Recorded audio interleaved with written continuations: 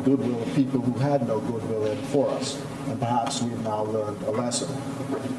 Mr. Speaker, since the elections, there are complaints that the Royal Bahamas Police Force is now so polarized politically that there are people wondering whether it can ever be effective in the fight against crime. There is the specter of the accusation of selective prosecutions. There's the perception among some that every police officer is an F&M, which we know isn't so. And these days, when PLPs see a police officer coming, they often wonder if they can or will ever get justice from them. Yes. That is the state of affairs. Yes. A great deal of time and effort was put into the reorganization of the force. Crime was a major issue for the country. And the then Prime Minister, the Right Honourable Member for Farm Road and Senator, was concerned that the public would soon be clamoring for the government to bring in foreign policemen. Indeed, today, Mr. Speaker, there are British police officers in active service at the senior ranks in Trinidad and Tobago. The Assistant Commissioner for Crime is British in Jamaica. And more recently, the top posts of the police force in St. Lucia were taken over by British officers. The government of the day was concerned that this was the direction we could be headed here in the Bahamas, where the public and crime seemed not to be under control would start clamoring for British officers or foreign police officers to be brought in from the outside. And in that concern, brought those concerns to the Commissioner of Police. One man and his team had been in charge of crime for a long time, and perhaps there needed to be change. A new focus needed to be brought to that issue. And we were learning now that some of that might be endangered and may go out the window. The government must be extremely careful that its actions to win votes do not undermine the confidence in the disciplined forces until this public has lost all confidence in the police force as an entity. And I'm happy to say, Mr. Speaker, that with the recent changes that have taken place in the police force, we can see the results on the ground in terms of the changes that have happened for the better in terms of fighting crime. Mr. Speaker, I had the difficult task just before the general election to explain to the Royal Bahamas Defense Force the nature of the salary increases they were to receive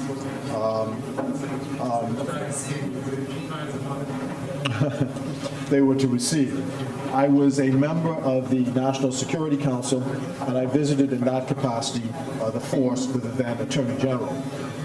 I said at the time that the PLP administration did not want to be seen to be making purely political decisions for the force. The best way to proceed, then, was by way of a blueprint so that any administration that came along could follow the blueprint.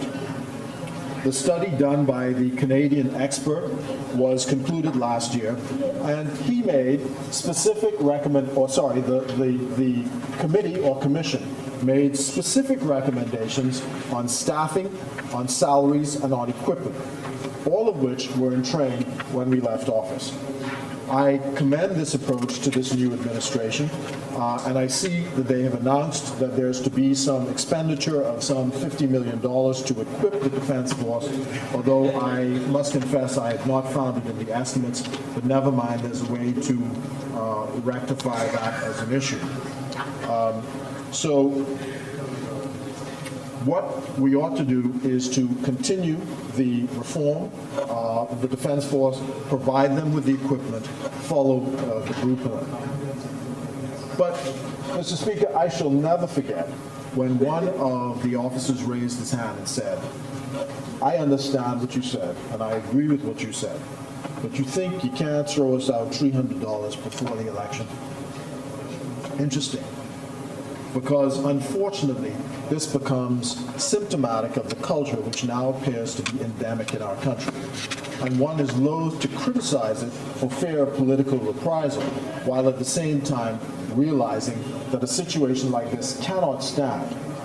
In fact, Mr. Speaker, my personal view is that, like in some other systems, I think Bangladesh, in fact, government should be prohibited by law from acting on certain requests of a monetary nature within striking distance of elections. That, of course, has constitutional implications, but it is a matter which the pundits and the think tanks ought to be looking at, since it is clear that there needs to be further reform in our electoral processes. There is no reason, Mr. Speaker, for the disciplined forces of this country to complain about anything that the PLP did. The largest promotions in the history of the police force, the radical improvements in the state of the prison and the increases in salaries, the work of the reform of the Royal Bahamas Defense Force, the police force provided with modern equipment and unparalleled investment in equipment. The police staff associations and all public sector associations had open access to ministers of the government to deal with all of their issues. But what is happening, and one must be careful, is that there's not this insidious attempt to bribe the disciplined forces to ensure that their votes are secure. That may lead to divisions of the forces in a manner that will completely undermine discipline and may in fact ruin the confidence and trust which the public has in these forces. You have to be very careful what you write. I had to smile to myself, Mr. Speaker, when I heard one of the members of the new cabinet say that they were going to give updates to the Bahamian people on what they were doing. And I often wonder in this culture, what difference does information actually make? Because in my experience, I had used, certainly as a minister, every opportunity to tell people what was being done with their money and what it was being spent on. The Ministry of Foreign Affairs has a website. I looked at it the other day. The website does not even say that the minister has moved with his permanent secretary and decamped to the Goodman's Bay Corporate Center. The public has not been adequately informed that foreign trade has now been taken away from the Ministry of Foreign Affairs and put, we learned yesterday, with the Minister of State. And now he has completely backed away from the words he wrote in his famous book, Who Moved My Conch. He pronounced with great definition that the F&M does not propose to join the single market and economy. One supposes that the isolationists will now be happy that he has repudiated his own words. The minister also said, in the same breath, that the government proposes to join the World Trade Organization. I agree, but the only thing is that the WTO strictures are going to be more important for all the sectors of this economy than the regional agreement, which would have been. And there still needs to be great public education on how all of this will affect the economy. The PLP clearly supports the signing of the economic partnership agreements with the European Union. The PLP has made a decision to create, before we left, a Department of Foreign Trade. This was because foreign trade and foreign trade agreements will become increasingly important in the forward movement of our economy.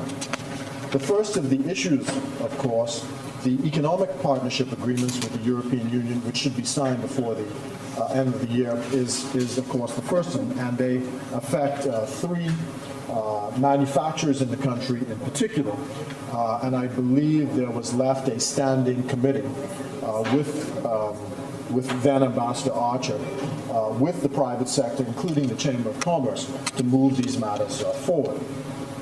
I was reading one section of the press, some comments by some people who seemed to have no idea what they were talking about the risks that this economy is going to face if the EPA is signed. And that's why when I started this part of my intervention, I asked whether in the society sharing information makes